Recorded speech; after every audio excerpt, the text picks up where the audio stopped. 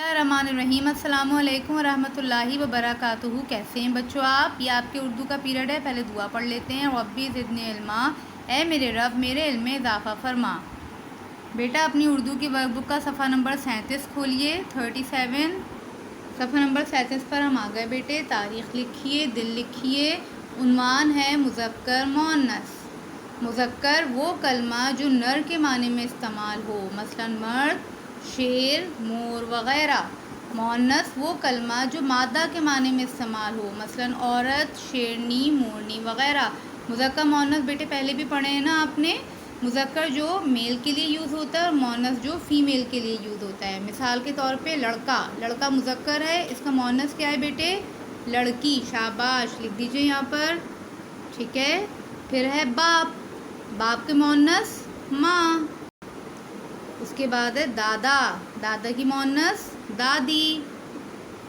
फिर खालू, खालू की मुअन्नस खाला। ठीक है।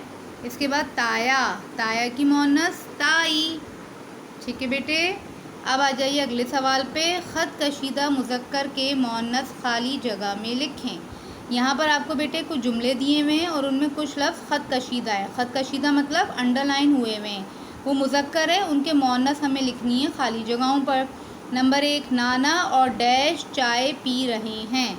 ख़त कशीदा लफ्ज़ क्या है? नाना। नाना का मुअन्नस नानी, लिख दीजिए नानी। ठीक है। नून अलिफ ना, नून छोटी है नी। नाना और नानी चाय पी रहे हैं। नंबर 2, मुर्गा और डैश दाना चुग रहे हैं। मुर्गा और मुर्गी। ठीक है। मीम रे मुर, गैन छोटी है गई, मुर्गी। नंबर 3, शेर और डैश गोश्त खाते हैं। ख़त कशीदा लफ्ज़ क्या है? शेर।